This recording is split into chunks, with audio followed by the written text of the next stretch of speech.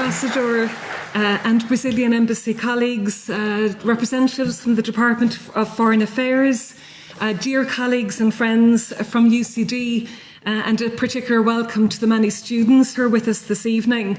It's a great pleasure to welcome you on behalf of UCD School of English, Drama, Film and Creative Writing, and also on behalf of UCD International, represented here by Vice President Dolores O'Riordan.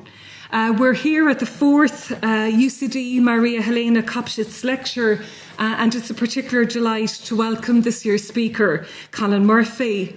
I think, as many of you know, and it's a pleasure to see familiar faces here again, this is part of an initiative and partnership with UCD that marks the work and legacy of Maria Helena Kopschitz, who was a founding member and central influence on Irish studies in Brazil. And I want to express my heartfelt thanks in particular to the Kopschitz Bastos Lima family for their vision and generosity in developing this initiative, and to salute and welcome Professor Beatriz Kopschitz Bastos and Marcelo Lima, who are with us this evening. This partnership has a strong educational dimension through which a Brazilian student each year enrolls for our MA in Anglo-Irish Literature and Drama, which is about to celebrate its 50th anniversary very soon. So it's a particular delight to welcome and introduce this year's student, Frandor Mark Machado, and to introduce you to him this evening. Welcome, Frandor. Already 3 of the lectures in the series are available by podcast, thanks to Michael Liffey, who joins us again this evening. Last year, His Excellency Afonso José Sena Cardoso, the Brazilian ambassador at the time, spoke on Brazil, Where to From Now. And we're delighted that his successor, Her Excellency Eliana Zugeb, joins us this evening. Welcome, Ambassador. Also speakers in the series were Professor José Roberto O'Shea, who spoke on processes and challenges of translating Joyce.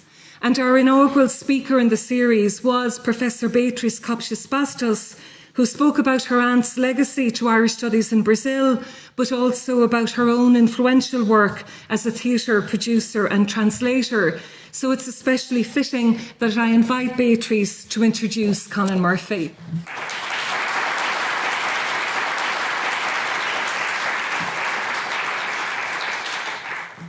So, Ambassador of Brazil in Ireland, Ms. Eliana Zugeb, friends from the Irish Embassy, from the Brazilian Embassy, Murphy and Haggerty families, UCD hosts and hostesses, colleagues, friends, students, Frandor Mark Machado. As the American critic Gary Fisher Dawson expressed it, documentary theatre is an alternative to received journalism, and significantly adds to the importance of theatre art in learning about, recalling, interpreting, or responding to historical moments. Venturing to a genre until very recently explored in Ireland, Dublin-born journalist, broadcaster, and dramatist Colin Murphy has made a name as one of the leading Irish documentary playwrights, applying his resources and talents as a research journalist to create plays that respond to Ireland's past and recent history in this genre that is also frequently referred to as theatre of fact or theatre as journalism. UCD is Colin Murphy's alma mater. Here he studied politics and philosophy, and during his degree course also spent part of his time putting on plays. After college, he lived in Madrid for a year, teaching English, and then for 2 years in Angola, doing humanitarian work. He obtained a master's degree in Johannesburg before moving back to Dublin to work in journalism. Fluent in Portuguese and Spanish, he has reported from various places, such as Angola, Mozambique, Morocco, Western Sahara, the US, a number of European countries, Argentina, and Brazil. Currently, he publishes a weekly column in the Sunday Business Post and writes creatively for the theatre. In the last 5 years, 5 of his plays in the documentary genre, about which he will talk to us tonight, have been produced or read publicly, Guaranteed in 2013, Bailed Out 2015, Jack Duggan's War 2015, Inside the GPO 2016, and Judging Shaw 2017 in collaboration with the New Productions. Guaranteed and Bailed Out have been adapted for the screen.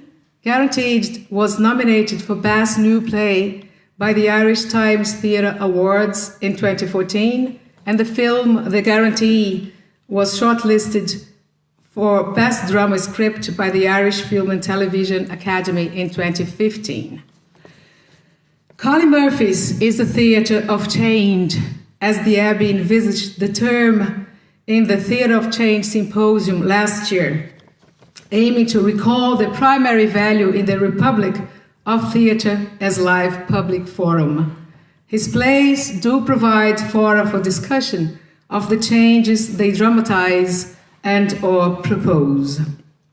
Fintan O'Toole has referred to this quality of theatre as live public forum and said that the deft and deeply intelligent script of Guaranteed is a superbly researched and cleverly shaped reconstruction. It is, in the proper sense, a national event, a piece of theatre that performs a real public service.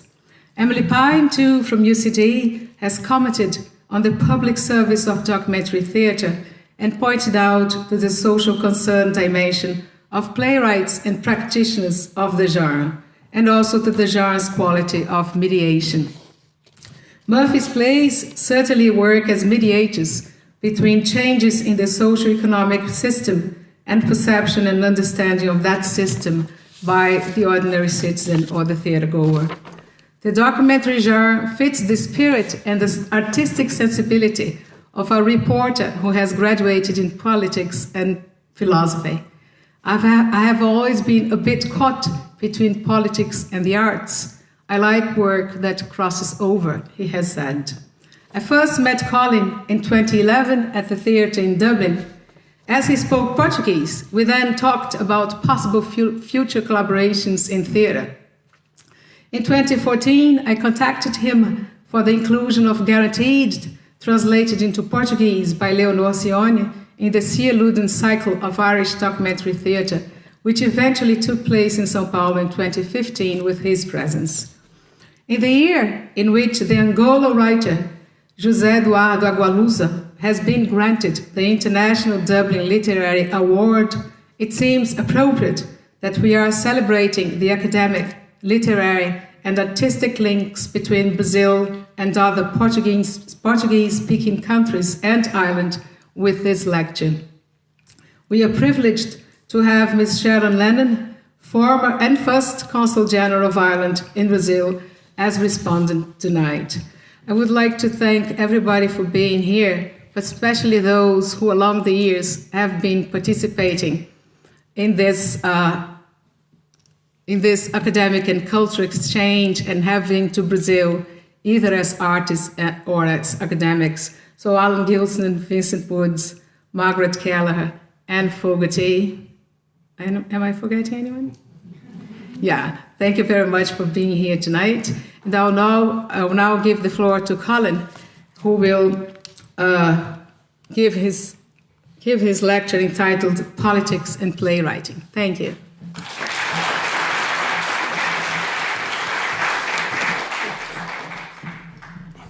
Thank you, Beatriz. I'd just like to announce my retirement. It's lovely to be back in UCD, which I left 20 years ago last May, and it's nice to see a few familiar faces here. It helps, I guess, that I kept one of them with me. It's also very nice to be amongst academics. It's often been said to me that I should have been an academic, but the people who said that were mostly my editors, and I'm not sure they meant it as a compliment.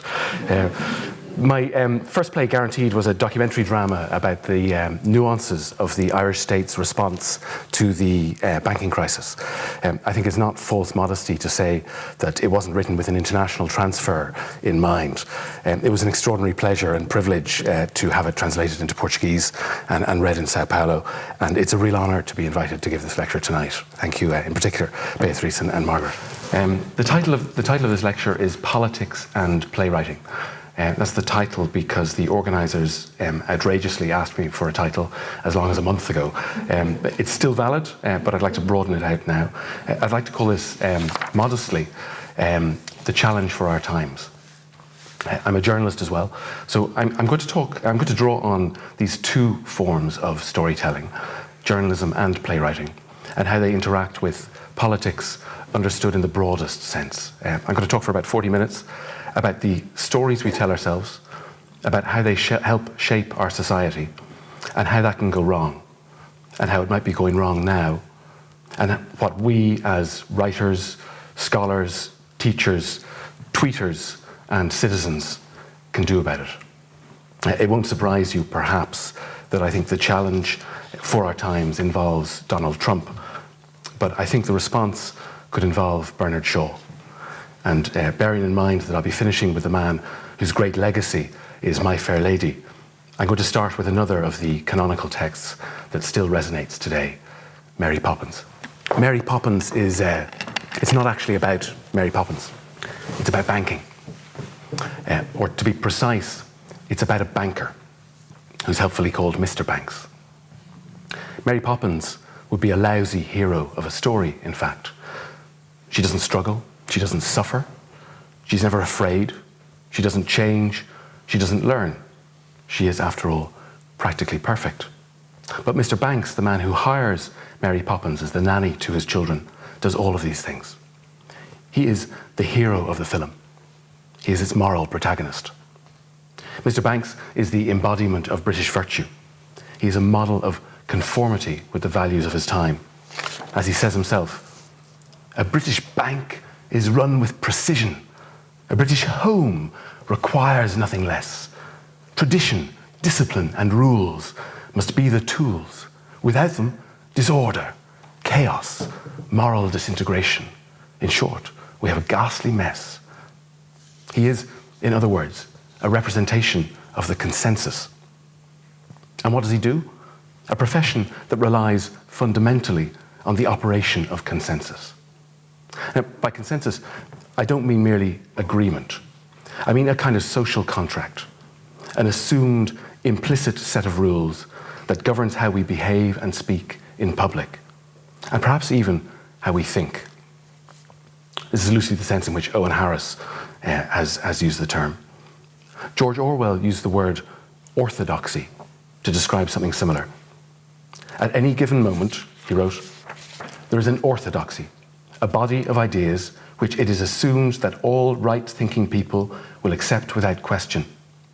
Anyone who challenges the prevailing orthodoxy finds himself silenced with surprising effectiveness. In a healthy parliamentary democracy, arguments exist in dialectic. One side proposes a thesis, the other side proposes the antithesis. The result of the argument is some kind of synthesis. But consensus doesn't work like that. Consensus doesn't tolerate opposition. Consensus works by dismissing or delegitimizing dissent. As far as the consensus is concerned, there is no argument, or at least none worth acknowledging. This is why banking is a useful illustration of the workings of consensus, because banking requires a kind of mass suspension of disbelief. The word credit comes from the Latin credere, to believe. You put your money on deposit with the bank, and it lends that money to other people. If you believe that the bank will be able to give you the money when you need it, you leave it there happily until you do need it. And it will be able to, as long as that belief holds. If that belief ruptures, and people decide en masse that they want their money back, the bank won't have it. Banking can't work if it constantly has to prove to us that it has our money. It can't tolerate the argument, because the argument itself can set off a spiral of doubt, and even a good bank can be brought down by that doubt. That's why critics like David McWilliams get accused of talking down the banks and get told to pull on the green jersey. Because public criticism can be self-reinforcing. It can become a self-fulfilling prophecy. This is what happens in Mary Poppins, when Michael and Jane visit the bank, and the banker takes Michael's tuppence. Michael shouts at him, "Give me back my money." He's overheard by a customer out in the main banking hall. "There's something wrong," she says. "The bank won't give someone back their money." And so she demands her money, and so does the woman next to her. And suddenly, there's a run on the bank. And with that run, Michael's father's career collapses. And with it, the structure of his life, with all its tradition, discipline, and rules. The story of Mary Poppins is the story of a man who learns that the consensus in which he has placed his faith is fallible, that it has led him astray. It is the story of the downfall of a banker and the redemption of a man. Mary Poppins is the catalyst and the guide for that journey. She's the one who opens his mind. She is the Obi-Wan Kenobi to Mr. Banks' Luke Skywalker. Use the Force, Luke, Obi-Wan Kenobi says to Luke. Supercalifragilisticexpialidocious, Mary Poppins says to Mr. Banks. And that's what Mr. Banks says to his boss at the end. It's his moment of rupture with the consensus, his formative act of dissent. It's how he speaks truth to power. Now, speaking truth to power is something that I don't think we're very good at in this country or culture. My colleagues in the media do a lot of very good speaking truth to political and business power and even celebrity power. But the most pervasive and damaging power is often the social one, the power of consensus. This is the country, after all, that invented the boycott. Owen Harris, again, speaks of the clarity crime, how anybody speaking clearly gets accused of arrogance. Instead of speaking clearly, we use euphemism. But I'm a writer. I love euphemism. There's a paradox here. This lack of clarity of discourse, this fear of speaking our mind, is also the source of some of the unique strength of our literary culture. Euphemism, ambiguity, ambivalence, the unsaid, silence. Our theatre is threaded through with these. The language of a civic culture that seeks to avoid direct argument, confrontation, and clarity becomes a theatrical language incredibly rich in nuance, in evasion, in elision. Billy Roach is one of the masters. He told me a story once about performing his one-man show in a small venue in New York. He noticed a woman in the front row, and she wasn't having any of it. She was totally bored. She may even have fallen asleep. At the bar afterwards, he found himself standing beside the same woman. He couldn't help asking her, did she not like the show? In New York, she said, we liked it right on the nose. Our theatre, thankfully, doesn't do it on the nose. But nor does our social discourse often. And this is a problem. Think of the litany of scandals that we have experienced or unearthed in recent years. The industrial schools, the Magdalen laundries, the mother and child homes, the concealment of clerical sex abuse, offshore accounts, the housing and credit bubbles, corruption in the guards, most recently even bullying and sexual harassment in the theatre and entertainment sectors. Whatever about whether there were crimes involved, these were cultural episodes. They were transgressions that became embedded in belief systems and dense webs of human relations and became normalized. Bear with me for a moment. Godwin's law says that in an argument, the first person to invoke the Holocaust loses. I'm going to risk that now. What is the great moral question that the Holocaust poses for us? The question that I think haunts humanity is this: how did ordinary Germans allow it to happen? How did they come to participate? The famous quote here is one often attributed to Edmund Burke. The only thing necessary for the triumph of evil is for good men to do nothing. But the worst we have to fear is not simply that good men and women do nothing. The evidence suggests that good men and women don't just do nothing. They do evil. They do wrong. The Holocaust may be the most extreme case of a malign consensus imaginable. But the moral question it demands that we ask is of the same type, if not the same order, as these Irish cases. Were I in their shoes, what would I have done? Would I have spoken out? Had I gone into the Christian Brothers in the 1950s and been posted to let a frack? Had I been a priest in a diocesan office to which child abuse was being reported? Had I been an economist working in a real estate firm or a stockbroker in Dublin in the early noughties? Had I been an actor, or indeed a writer, and witnessed somebody being bullied or harassed by a director or producer? What would I have done? But to ask what would I have done underestimates the problem.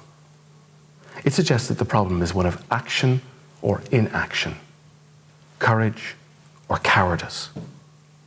But consensus is more insidious than that. The question is not one of courage, the question is one of insight. What would I have seen? Would I have seen that it was wrong? I think we are prone to this kind of consensual thinking in this country. I think it's a cultural thing. I think it's probably rooted in our history as a rural society. I think it's intertwined with Irish Catholicism. I think it's arguably a post-colonial thing. The sociologist Niamh Hourigan writes really well about this in her book Rule Breakers, about how Irish history has dictated that we as a people would place an inordinately high value on relationships as opposed to rules. But whatever the explanation, I think it is a problem. When individuals emerge who do things differently, who speak out, who want to give it to us, or to their peers, or to their superiors, right on the nose, people like Garda Morris McCabe, or historian Catherine Corliss, or Christine Buckley, or Morgan Kelly, they often struggle to be heard. These people, the whistleblowers, the dissenters, don't merely have the courage to speak out. They have something rare that enables them to see through the consensus in the first place. Some kind of sixth sense, or else simply a very pure sense that manages to stay uncontaminated by social forces. Michael Lewis wrote a book turned into a movie about the men who saw the American subprime crisis coming, The Big Short. He suggests that this sense was often correlated with a kind of social awkwardness, even Asperger's syndrome. The people who spotted the crash coming were wired to stand apart from the crowd. David Hare wrote a documentary play about the financial crisis, The Power of Yes. He suggests that those who saw the crisis coming tended to have lived in very troubled societies, such as George Soros, who, as a boy in a Jewish family, survived the Nazi occupation of Hungary. These people weren't taken in by the consensus that things could only get better, because they knew how quickly and radically things could always get worse. They could imagine what was unthinkable for those around them. When writing Guaranteed, I set out to find out who were the people who had seen the Irish bank collapse coming. This took me to London, where I met with a hedge fund manager who'd made a lot of money shorting or betting against the Irish banks. What had he done and seen that the rest of the financial community in Ireland, but also the UK, had not? He had looked at the growth rate of Anglo-Irish Bank's loan book and realised immediately that that kind of growth was off the charts. No bank could grow that quickly while following proper procedures, he thought. Anglo had boasted about those growth rates in its presentations, but the rest of the industry saw them, or chose to see them, in the context of the apparent economic miracle of the Celtic Tiger. Ireland was rewriting the rules, so why couldn't one of its banks do so also? They saw what they wanted to see. They saw what everyone else saw. For some reason, this particular hedge fund manager wasn't taken in by this. So what did he do next? He came to Ireland. He talked to people on the ground, builders, bankers. He learned that properties weren't selling, that builders were unable to finish developments and meet their loan repayments, and that the banks were giving them extensions on their loans to avoid defaults. All this information was available to anybody who chose to go out and seek it. Indeed, many people had parts of the picture. But the implication of all of this was that the entire economy was a house of cards. And this was an appalling vista. In his judgment on the Birmingham Six's case against the police in 1980, Lord Denning said the consequence of accepting as fact that the police had lied would be, quote, such an appalling vista that every sensible person in the land would say, it cannot be right that these legal actions should go any further. The evidence may suggest it, but the conclusion that evidence leads to is inconceivable. It can't be conceived of. It can't be imagined. The quality that these dissenters have is a kind of imagination. They can envisage a different world to the one that everybody else sees around them. Dissent is an imaginative act as well as a moral one. Ireland was full of sensible people in 2007 and 2008. Sensible people who saw evidence that the Irish bank's lending was outrageous and that the property market was on the verge of collapse. But they balked at the appalling vista and defaulted to their belief in the system. We shouldn't laugh at them, because we would probably have done what they did. And the fact that you or we now recognize the fallacy of that groupthink in retrospect means very little for our ability to recognize such a fallacy when we're surrounded by it. Public consensus is a curious beast. It is near absolute until it is shattered. It appears inviolable until overthrown. And then it's impossible to understand how it was once so strong. What happens in these cases commonly is that the consensus is eventually breached, and almost immediately a new consensus forms, often around its opposite. Orwell calls this the gramophone mind. To exchange one orthodoxy for another is not necessarily an advance, he wrote. The enemy is the gramophone mind, whether or not one agrees with the record that is being played at the moment. The record may change, but we all still hum along. What would today's equivalent metaphor be? It's a little clunky, but perhaps the social network mind. Whatever the feed pushes out to us, we respond to. So, if previously there was a consensus of silence or of unseeing, of non-witness, now there emerges a consensus of judgment. Twitter threw up a useful case in recent weeks. John Waters gave a talk at the University of Notre Dame entitled "When Evil Becomes Virtual, Cyberspace, Failing Media, and the Hoax of the Holocaust of Tuam."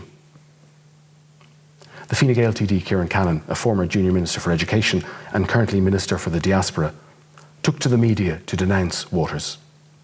He accused him of a shamefully insensitive reinterpretation of the facts. He said he was deeply disappointed that a seat of learning as respected as the University of Notre Dame would host such an event. The thing is, Waters hadn't given the talk when Cannon objected. Cannon was objecting to the talk and to the university hosting the talk on the basis purely of its title. This is a quintessential example of the strategy of delegitimation. Cannon wasn't objecting to what Waters said. He was objecting to Waters being heard in the first place.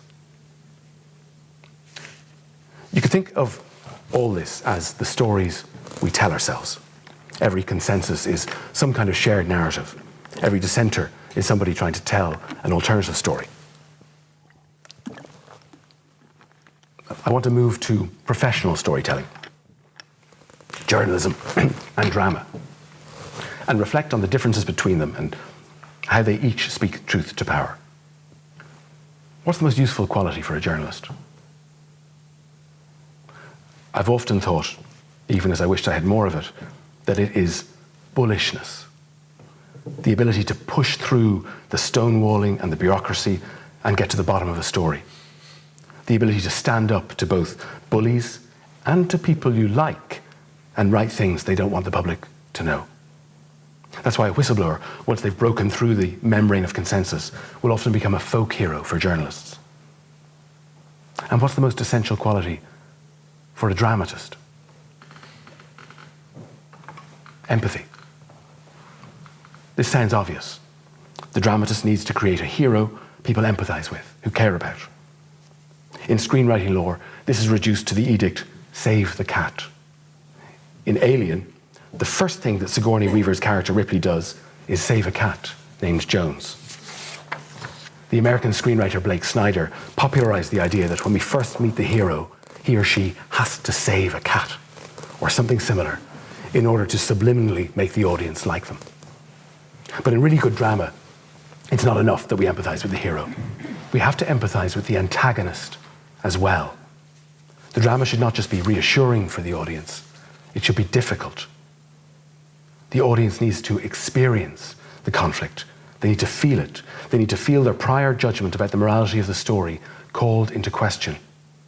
We're not just watching conflict, we are or should be conflicted. So, journalism and drama, bullishness and empathy. In these situations of malign consensus, what happens once a consensus has been disrupted, once dissent has broken through? We can think of this as a process of accountability. The first stage in this process of accountability is that the dissenting voice be heard, and that what they are saying be investigated, and the truth of it established, and that where necessary, redress be sought. The media is crucial in this, and very good at it, giving the whistleblowers their voice, harassing the powerful for an answer, animating the public to demand one. Accountability is most often thought of as holding those responsible to account. That's this first stage. But it should also be thought of as society making an account of itself to itself. That's the second stage.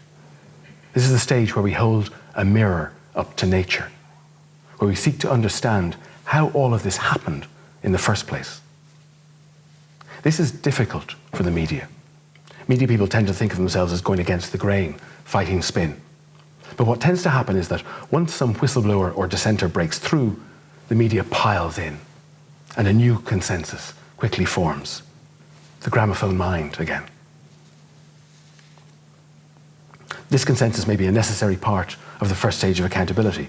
It drives the public outrage that demands that Maurice McKay be vindicated or that bankers be held accountable. But this new consensus can get in the way of the second stage, the need to understand how it happened.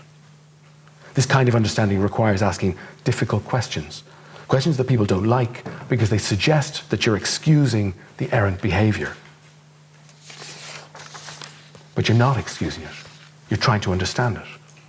And that requires admitting the possibility that the people involved were ordinary people, maybe even good people, who bought into a corrupted mindset somehow.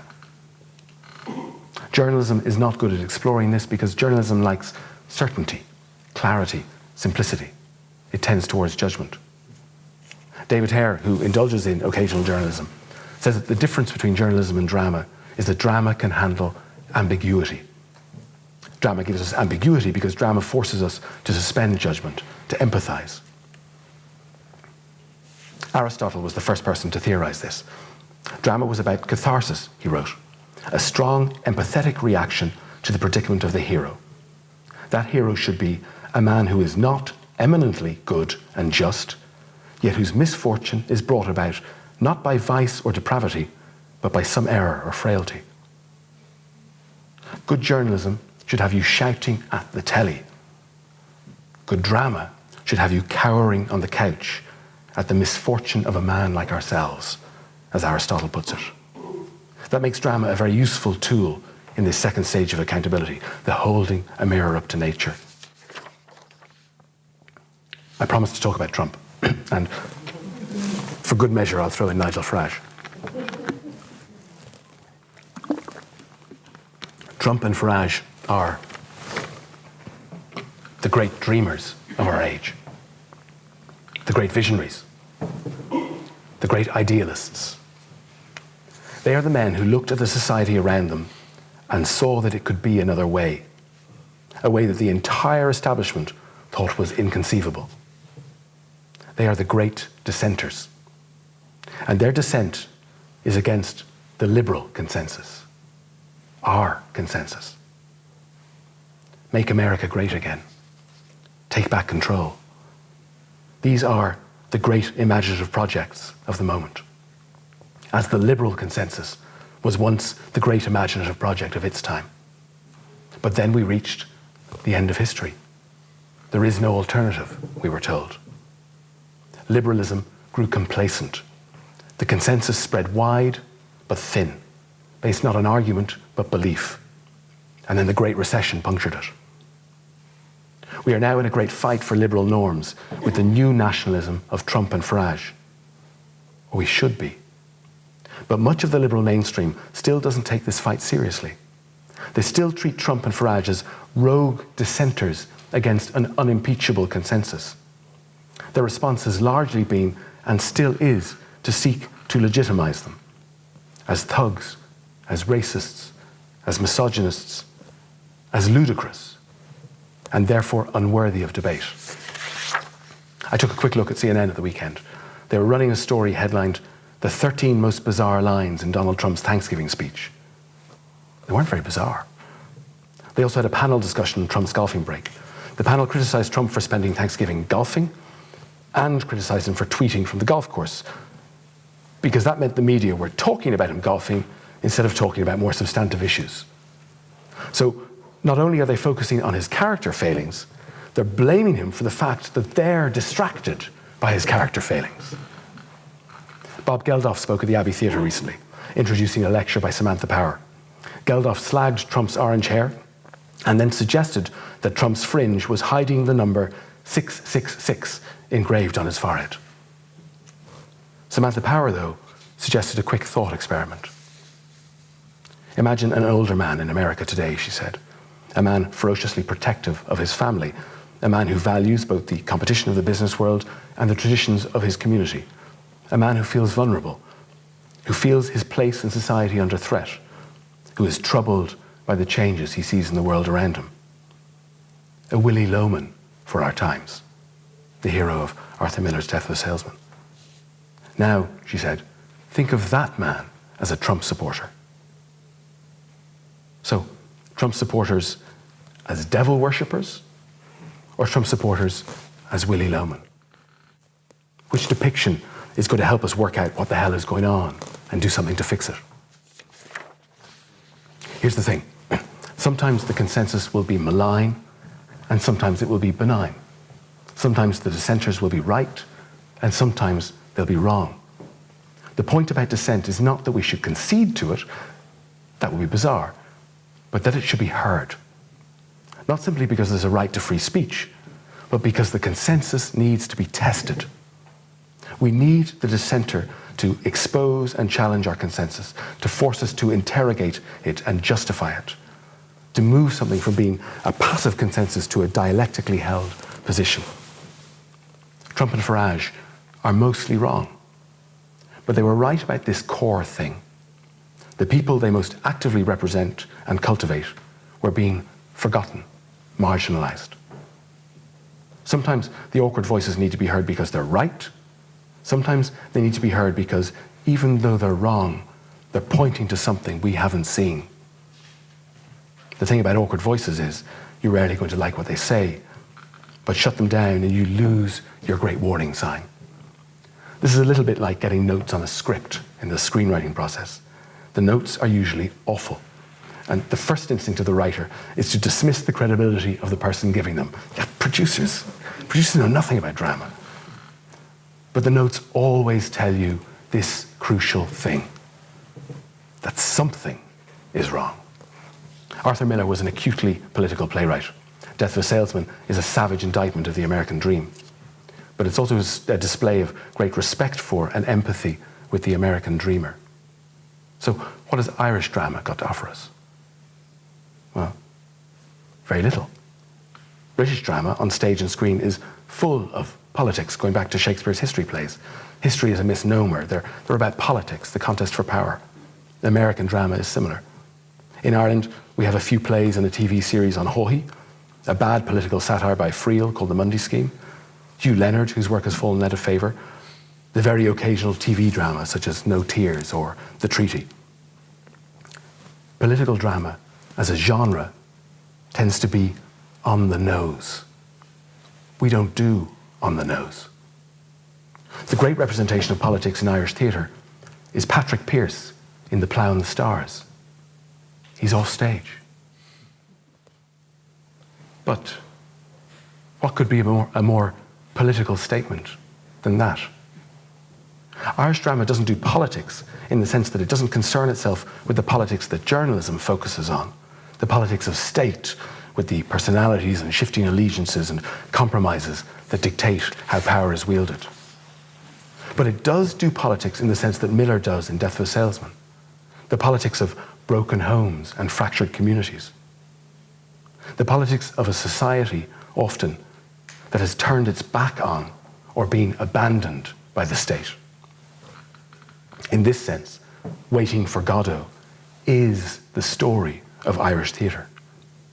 A pair of outcasts, stuck in some godforsaken spot, waiting for an enlightenment or redemption or release that never comes. Christy Mahan and Pegeen Mike, Juno, Vladimir and Estragon, Sive, the Geely-obsessed Irishman, the faith healer Francis Hardy, Portia Coughlin, the family of the Woolworth farce, all Conor McPherson's drunks. This is a theatre of small men and women, like Willie Loman, like Captain Boyle and Joxer in The Plough and the Stars, who ask themselves, what is the stars? That moment is the embodiment of Oscar Wilde's line in Lady Windermere's Fan. We're all in the gutter, but some of us are looking at the stars.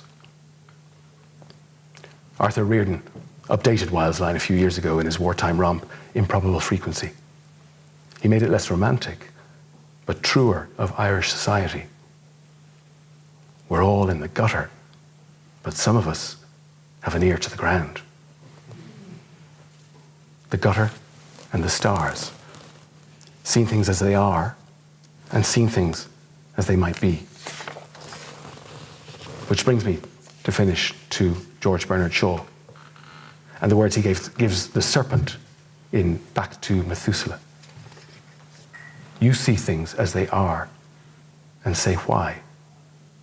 I see things as they might be and ask why not. The challenge is there, I think, for journalism and for drama and for all of us, writers, teachers, citizens, and always students. We have to see things as they are and ask why. Call out the injustices. Be alert to our own tendency to dismiss dissent. See the world as it appears through the other's eyes. But we also have to reach for the stars, to try and imagine an alternative reality to the one we perceive, to see through the consensus around us, to realize that much though it may be comfortable, it may have to be reimagined because other people are doing this and their imagination is darker. And if we don't have a vision of comparable power to confront it, it may overwhelm us. Thank you.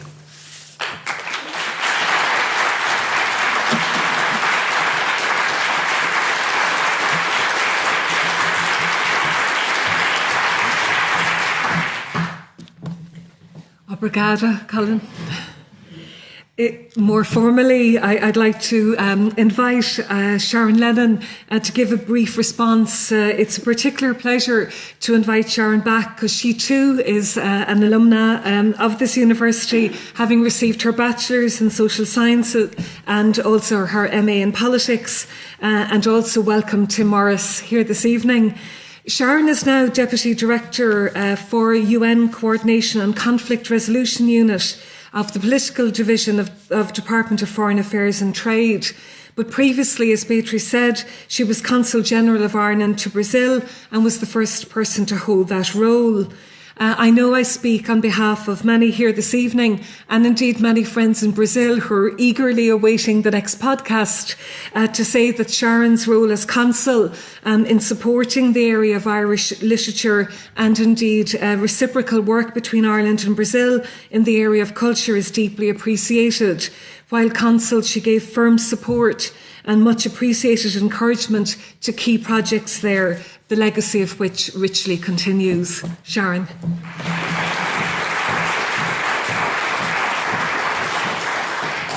Thank you so much, Margaret. And it's fantastic to be back in UCD. As Margaret said, I studied here between 2000 and 2004, first in social sciences and then in politics. And during my time, I was in the Political Studies Society, and I never thought they'd give me a microphone again after some pretty balchy debates during those days. But it's an absolute honour to be back. I'd like to thank, obviously, Beatriz, my dear friend, Beatriz Kopschitz, Bastos and Marcella Lima for their help and encouragement in having me here today.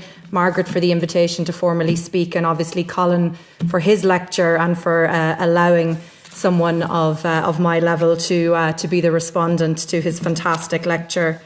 It's wonderful to be here in the Student Centre as well. I mean, any student of my era knows this as more of a pitch rather than a student centre. And I think the last time I might have stood exactly where we were now was when playing for the UCD lacrosse team. I'm pretty sure I put a ball through a window in what used to be here before. So it's, again, really, really nice that I was allowed back in the door. So I'm sure, like me, that Colin's words have sparked ideas and brought forwards references from your own lives and experiences. And that was my brief today, was more not necessarily to critique or to go after Colin's fantastic ideas, but really to just give a sense of how they refer to anybody and to me. So, as Margaret said, I'm a diplomat working in the Department of Foreign Affairs and Trade, recently returned to Dublin after 8 years in South America, where I had the privilege to represent Ireland, first as our Deputy Head of Mission in Brasilia, then in Buenos Aires, and most recently as Consul General in Sao Paulo. For those 8 fascinating years, I was witness to change not only in the Irish economy, government and citizenry, but also in Brazil and Argentina, with many surprising parallels and divergences in our national stories, economic bust and boom, political and social crises, regional unity and disharmony. And I'll return to my thoughts on serving Ireland abroad that I've had since reading Colin's lecture and since listening to his thoughts on this area. Coming back to Ivy House, I joined our political division, specifically working on our relations with the UN, and I represented Ireland at the UN in the autumn of 2008 as an additional support to our permanent representation during a busy GA season.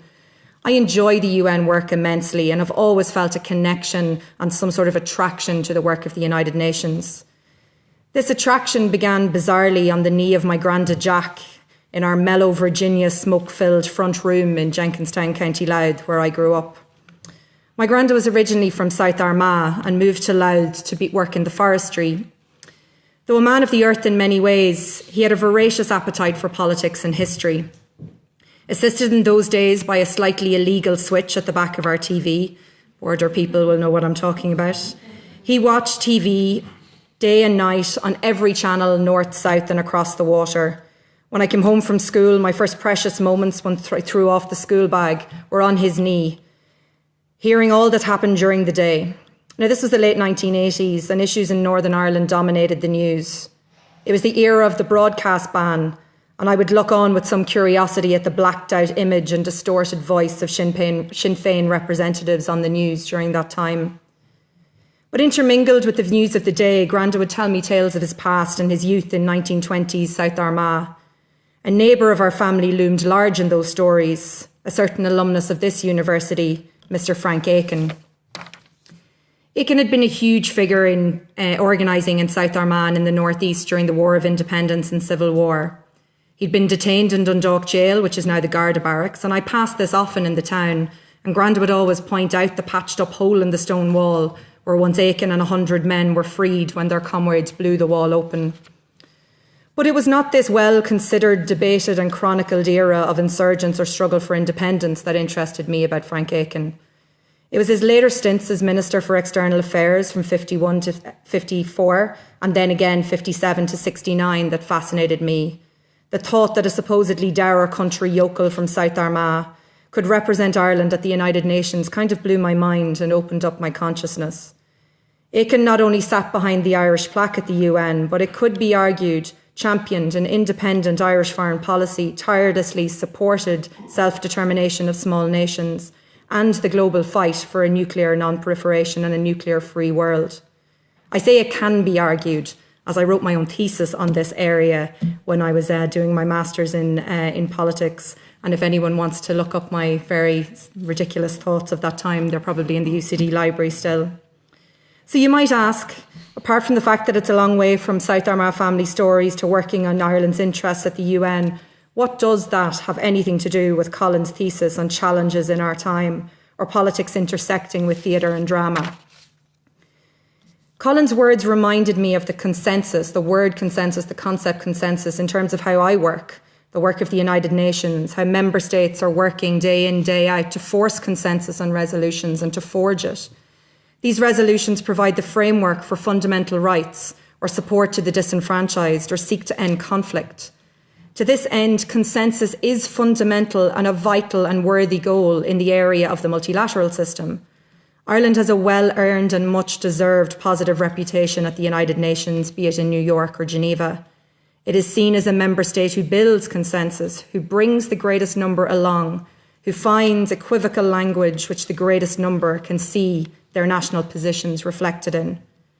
So in my world, in my training, and in much of my work, consensus is good. Clever use of ambiguous language is seen as the hallmark of a successful diplomat. Nuance is applauded. This applies at the UN, the European Union, and indeed on these own islands during the Sunningdale, Anglo-Irish and Good Friday agreements. But at the same time, other parts of diplomatic work demand absolute clarity.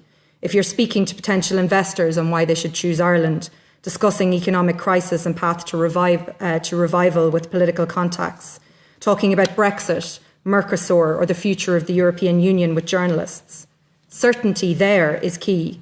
Words are carefully chosen in this part of the work to be specific, without ambiguity, without negative or alternative interpretation.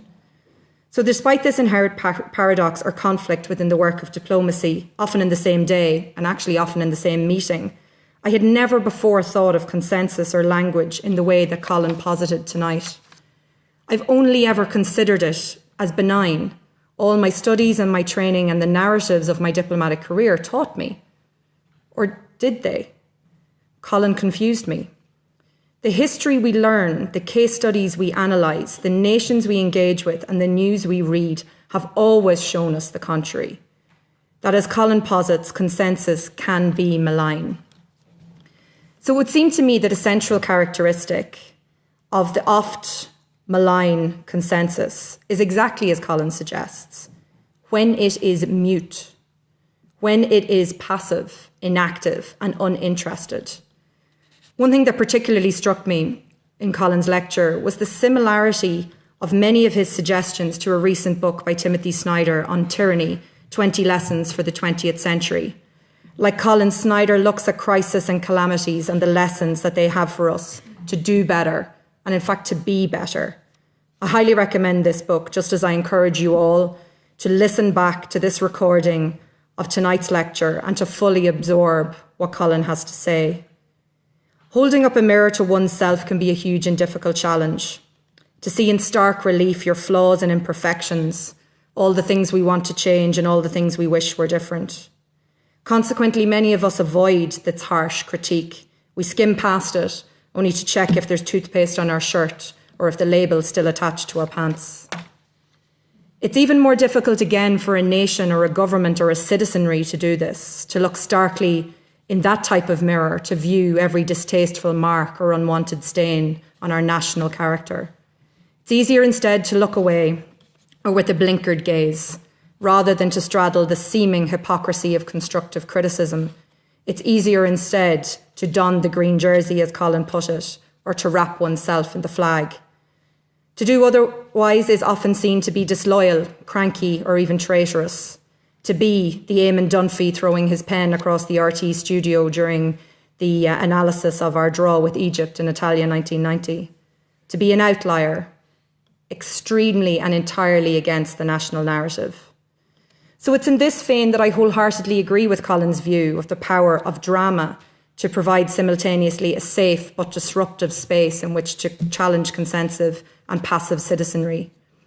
In both Brazil and Argentina, I was part of our diplomatic team promoting Ireland and trying to encourage investment, stimulate markets for our Irish companies, attract foreign students to Irish institutions like UCD, and generally talk up Ireland in the country that I was posted to.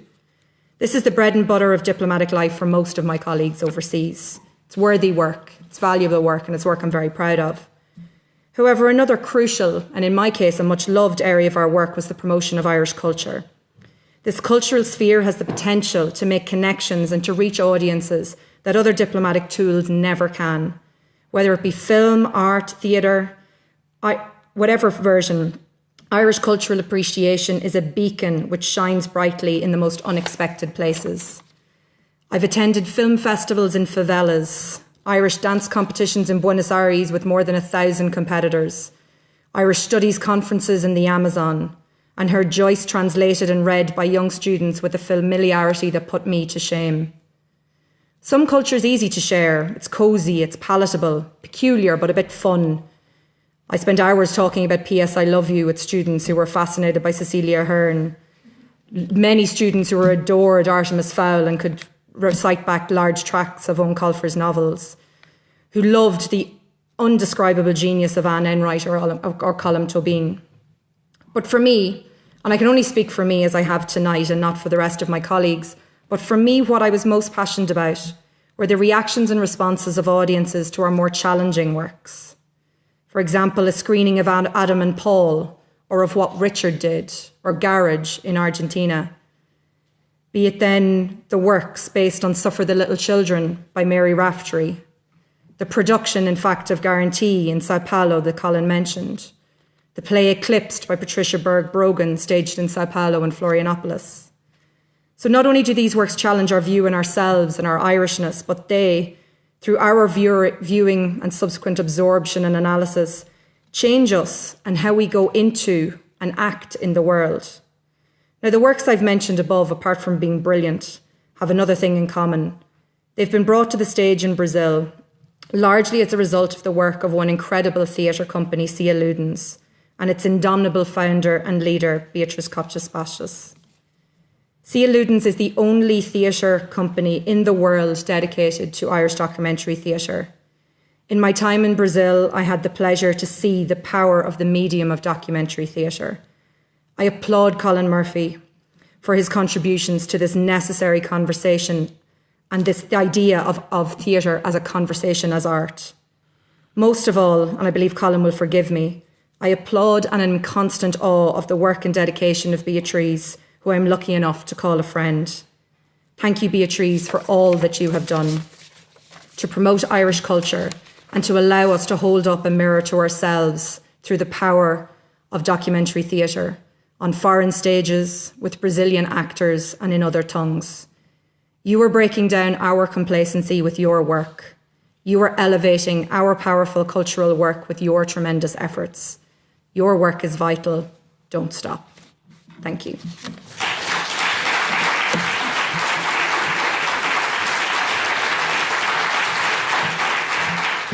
I'll finish by expressing warm thanks to Sharon and also to say this is a busy time of year for teachers, but I think there are many teachers in the room, and I think when we hear from two such alumni, we can feel very proud indeed of the work we're doing. I also, I suppose, want to express my own thanks to Colin, to borrow your own word from early on, for a deeply insightful presentation. Thank you. Do join us for refreshments afterwards. I do want to thank Franders colleagues from the MA in Anglo-Irish Literature and Drama who helped me this evening. And also I do want to express thanks to Daniela Oliveira Guerra, because I fear that when we gather next year for the 5th Kopschitz lecture, she may not be with us. So I do want to thank her for her stalwart support through the last 4 years. As we mentioned, these lectures are podcast, and many thanks to Mike Liffey for making that possible, and long may the lecture series prosper. Thank you, everyone. Please join us.